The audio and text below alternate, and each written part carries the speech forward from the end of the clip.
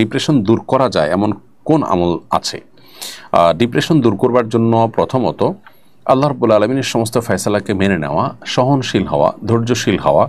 এটা দুনিয়া, এটা জান্নাত নয়। এখানে সব কিছু মন মতে হবে না, অনেক কিছুই মনের খেলাফ হবে, এবং সেই ক্ষেত্রে আমি মেনে নিতে পারলে, ঢোক গিলতে পারলে, সবর করতে পারলে আল্লাহর কাছে বিপুল পরিমাণ বিনিময় পাবো, দুনিয়াতেই এর সুফল আমরা পেতে পারি।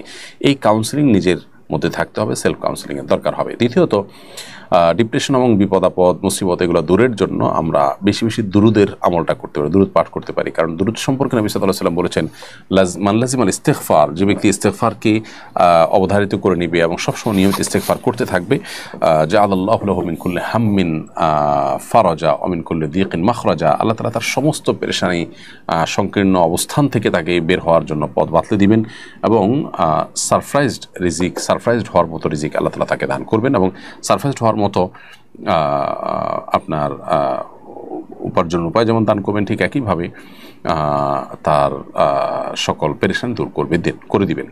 তো এই জন্য দুরুদের আমলটা আপনি করতে পারেন। দোয়া ইউনুস, সেই আমলটাও ডিপ্রেশন দূরের জন্য কার্যকর আমল। এছাড়া নবী সাল্লাল্লাহু আলাইহি ওয়াসাল্লামের একটা দোয়া আছে স্পেসিফিক এটার জন্য, সেটা হলো আল্লাহুম্মা ইন্নী আউযু বিকা মিনাল হাম্মি ওয়াল হুজনি ওয়া আউযু বিকা মিনাল আজজি ওয়াল কাসাল, যার অর্থ হলো আল্লাহ আপনার কাছ থেকে দুশ্চিন্তা এবং ডিপ্রেশন পেরেশানি থেকে আমি পানাহ চাই, আশ্রয় চাই। এই দোয়াটা আমরা বিশেষ করে পাঠ করতে পারি।